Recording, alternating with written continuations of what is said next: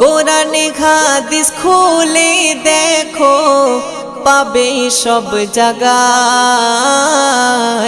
নামাজ ছাড়া রোজে হাসরে নেই কোনো উপায়।